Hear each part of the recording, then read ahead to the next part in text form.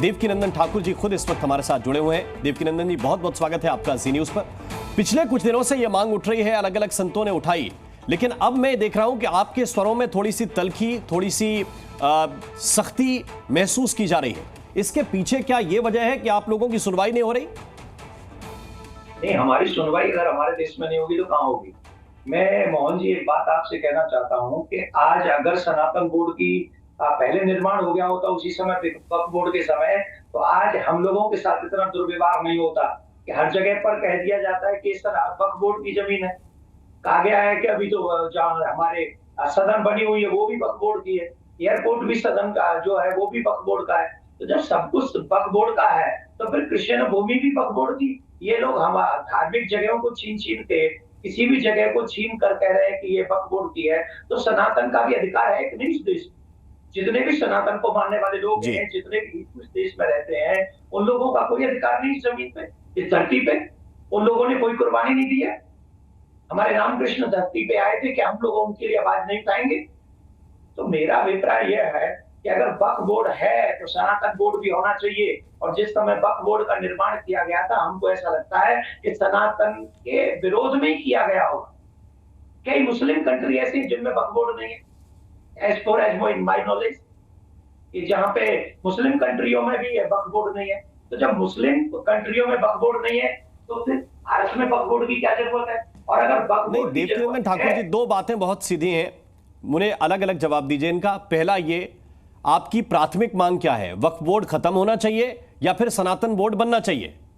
हमारा सनातन बोर्ड बनना चाहिए और उसी के अंदर सारे मंदिर होने चाहिए, जिससे देवालय, पूजा स्थल और कोई भी व्यक्ति, चाहे हैदराबाद हो, चाहे कश्मीर हो, चाहे कहीं भी हो, जहां उस हमारे धार्मिक स्थानों को, चिन्हों को कोई तोड़ ना सके, हाथ ना लगा सके, इसके लिए सनातन बोर्ड होना चाहिए। हमें कोई फर्क नहीं पड़ता कि वक्फ बोर्ड है कि नहीं है, हमें उससे कोई फर्क नहीं पड़ता। हमारे लिए सबसे महत्वपूर्ण है सनातन बोर्ड की रचना होनी चाहिए और जितनी भी जमीन वक्फ बोर्ड के पास है, सेम टू सेम उतनी जमीन सरकार को और जितने भी पार्टी के लीडर्स हैं उन सबको सनातन बोर्ड को दिलवानी चाहिए।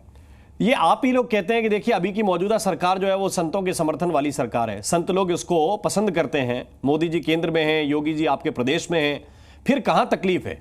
आप लोग बैठिए साथ में, योगी तो खुद महंत हैं। नहीं, अगर मेरा बस चले या सरकार का बस चले तो अवश्य सनातन बोर्ड बन जाता।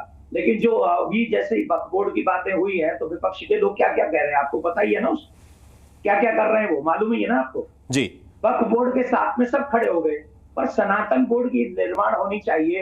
इसके लिए एक भी व्यक्ति, एक भी विपक्षी, एक भी पार्टी के लोग आगे क्यों नहीं आते? मेरा जानना, मेरा निवेदन यह है, क्या अन्य पार्टियों के लोग हम सनातनियों को अपना नहीं मानते? जी। हम इस देश के नागरिक नहीं है? अगर है तो हमारे भी अधिकार, हमारी भी पूजा पद्धति, हमारे भी संस्कारों की रक्षा करना प्रत्येक पार्टी के लीडर की जिम्मेदारी है, चाहे वो पक्ष में हो चाहे वो विपक्ष में हो। मैं सिर्फ देखिए जिम्मेदारी तो है, लेकिन आप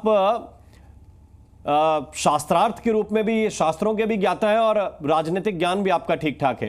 क्या आपको यह लगता है कि एक तरफ तो वोट बैंक है, वो 90-95% एकजुट होकर वोट करते हैं, तो उनके लिए लोग खड़े हो जाते हैं? हिंदुओं में यह दिक्कत है कि भाई इधर जाएंगे कि उधर जाएंगे।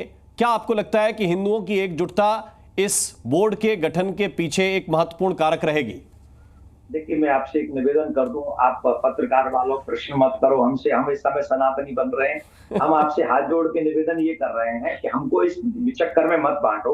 हम सिर्फ एक बात कह रहे हैं, आप एक बात बताइए, तिरुपति बालाजी के मंदिर के प्रसाद में गौ की चर्बी हम सबको खिलाई गई और 100 करोड़ सनातनी अगर हैं तो उनके बात, उनके धर्म भ्रष्ट की बात, उनके धर्म पर एक आघात पहुंचाने की बात, क्या बीजेपी को छोड़ दो, अन्य जो हिंदू पार्टी उनको छोड़ दो, क्या जो और सामूहिक पार्टियां उनको नहीं उठानी चाहिए बात? ये गलत हुआ इन लोगों के साथ?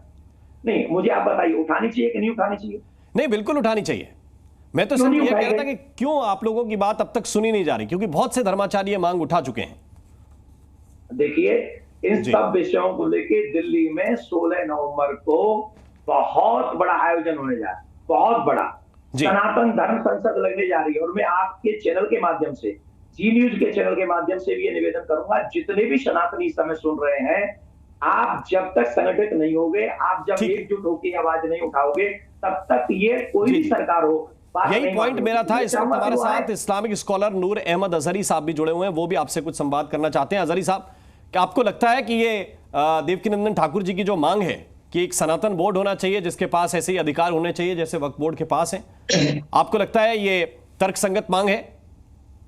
देखिए, वक्फ बोर्ड जो है वो वक्फ का माना है दान। जी, हमारे अजदाद ने दान किया है, वक्फ किया है अपनी जमीनों को। ये जो मांग है, मांग तो अच्छी है इनकी। हमारे इस्लाम बोर्ड नहीं है, मुस्लिम बोर्ड नहीं है, ये वक्फ बोर्ड है। और रही बात इस बात की ये कि सरकार दे, तो सरकार क्यों देगी भाई आपको जमीनें? क्या हमें सरकार ने जमीनें दी हैं? हमारे अजदाद ने जमीनें दी जो वक्फ की थी, गरीबों के लिए, मिस्कीनों के लिए, यतीमों के लिए, वो जमीनें हैं ये। मतलब सीधा आप अगर एक ही समुदाय को टारगेट करेंगे तो ऐसा लगता है कि आप सरकार की मंशा के साथ में खड़े हैं। सरकार चाहती है, ऐसा आपसे बुलवा रही है, वरना इस तरह की बातें तो वो अपने लिए बोर्ड मांग रहे हैं अजहरी साहब, वो अपने लिए बोर्ड मांग रहे हैं, तो इसमें क्या दिक्कत है आपको? हमने तो कोई एतराज ही नहीं किया। जैसे उनका तो आपको क्या लगता है कि किसी हिंदू ने आज तक कोई दान में जमीन नहीं दी? किसी हिंदू ने सनातन धर्म के लिए कोई आज तक दान नहीं दिया? वो दान कहां जाएगा? क्यों मंदिरों हजारों? हाँ, तो वही तो पूछ रहे हैं। तो एक बोर्ड बनाने में अगर वो मांग कर रहे हैं तो आपको तकलीफ क्या है? अरे हजारों एकड़ मंदिरों की जमीनें हैं या नहीं? किसी मुसलमान ने कभी ऐतराज किया वक्फ बोर्ड पे? आपको ऐतराज क्यों है? जी, हमारे अजदाद ने जमीनें दी हैं, वो हमारी जमीनें हैं। देवकीनंदन जी आपको रिप्लाई करना चाह रहे हैं, आप उसको ठाकुर जी क्यों बोलिए। रोकना चाहते हैं? ठीक है, मैं एक बात कह देना चाहता हूं, मुझे इनके वक्फ बोर्ड से कोई मतलब नहीं है और ना ही मैंने उसके विषय में कुछ कहा है। अगर इनके पास में है तो वो रहा है। हमने तो कहा सनातन बोर्ड का निर्माण होना चाहिए और उस बात पे हम अड़े हैं। और रही बात ये मेरे पर लालचा न लगाए कि सरकार मुझसे बुलवा रही है। मैं आपसे पहली बात तो बता दूं, आप उतना पूछिए जितना आपके पास जानकारी हो। आप वो मत पूछिए जिसको आप जानते नहीं। सरकार मुझे नहीं बुलवा सकती और ना ही आप मुझे बुलवा सकते हैं। सनातन की रक्षा कैसे करनी है, सनातन को आगे कैसे बढ़ाना है, आप ये मत भूलिए कि कितने लाख मंदिर अभी भी सनातनियों के वो सरकार के अंडर में है। कितनी मस्जिदें हैं, मैं आपसे जानना चाहता हूं, कितनी मस्जिदें हैं जो सरकार के अंडर में है? बताइए जरा।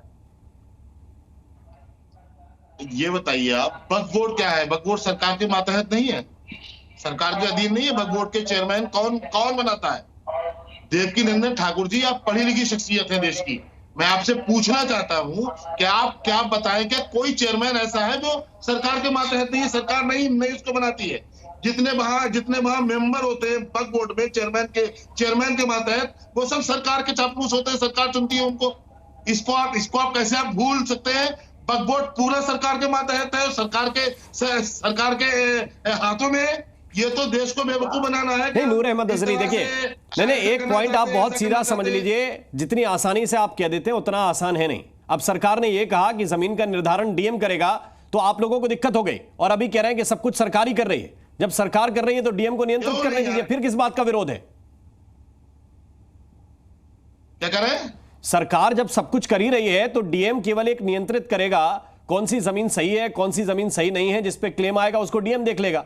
इस बात पे फिर किस बात की आपत्ति है? आप यही तो कह रहे हैं कि सरकार सब कुछ देख रही है। सरकार उसको हड़प रही है सही तरीके से। जी, सरकार चाहती है ये जमीन जो है कि बस हमारी हो जाए। हाँ, मतलब ठीक है। अब मैं राजू दास जी के पास चलता हूं। शायद अली जी भी हमारे साथ हैं, डीके दुबे साहब भी हमारे साथ हैं। महंत राजू दास जी, शर्म भी नहीं लगता इनको। राजू दास जी बोलिए। इनको शर्म भी नहीं लगती, इनको शर्म भी नहीं लगती है। देखिए कैसे बोल रहे हैं, दुर्भाग्य है। सही इस्तेमाल करो। एक मिनट, शर्म भी नहीं। उलझिए नहीं, पॉइंट पे आते हैं। राजू दास जी की बारी, अभी एक भी बार नहीं बोले हो। अजहरी साहब एक मिनट रुक जाइए बस। बात पे आओ, शांत रहो। जी, जी। शांत रहो आतंकवादियों, शांत नहीं शांत रहो। मैं बोलिए तुम्हारे राजू दास बीच जी। में बोला, मैं तुम्हारे बीच में बोला नहीं, पहले इसको शांत करो। नूर अहमद जी प्लीज भाषा का संयम नहीं खोएगा कोई। एक एक करके कोई भाषा का संयम नहीं खोएगा। प्लीज मैं कोई बदतमीजी नहीं होगी। नहीं जब भी जिया जी आतंकवाद कहेगा। करता है। एक एक ये जिया जी से एक मैंने बात एक करता हूं। एक एक अरे करके कोई बोला बात क्या? करेगा, इस तरह की लैंग्वेज को इस्तेमाल नहीं करेगा एक दूसरे के खिलाफ। मैं इसका सख्त विरोध करता हूं, प्लीज कोई नहीं बोलेगा। राजदास जी, नूर रहमान दासरी, कोई नहीं बोलेगा, प्लीज नहीं तो ये भी नहीं बोल पाएंगे। नियंत्रित करिए अपने आप को। राजदास जी, आपकी बारी है। पॉइंट। हाँ राम मोहन जी, जब ये इतना बोले, मैं एक शब्द नहीं बोला। जी। जैसे मैंने मुस्कुराया क्या कि ये जल के राख हो गए, जैसे मैं मुस्कुराया कि जल के राख हो हम भी जल के गए। राख हो एक तरफ जाएंगे। आराम इन्होंने से। कहा, अरे जाओ आतंकवादी। अरे नहीं, पहले राजदास जी, ये प्लीज। कहा नहीं, मैं बोला क्या बीच में? नहीं नहीं, मैंने ये भाषा नियंत्रित रखिए, बाकी मुझे कोई आपत्ति नहीं है, आप बोलिए। इन्होंने ये कहा कि सरकार इन्होंने ये कहा कि सरकार ये इसको ये देखो भाई, आतंकवादी इनकी आवाज बंद नूर करो अहमद तो मैं अजहरी, बोल- मैंने दोनों को रोका है, कोई भी नहीं बोलेगा। मैंने तुरंत आपत्ति जताई, अगर आपने नहीं सुन पाया तो मैं प्लीज, मैं दोनों व्यक्तियों से कह रहा हूं कि कोई एक दूसरे के खिलाफ अपशब्दों का इस्तेमाल नहीं करेगा। मुद्दा डाइल्यूट होता है ना आप लोगों के आपसी अपशब्दों में। भाषा आतंक नहीं चलेगा जी। भाषा आतंक नहीं चलेगा। नहीं, प्लीज। आप कहते हैं, मैं नहीं बोला। Z News.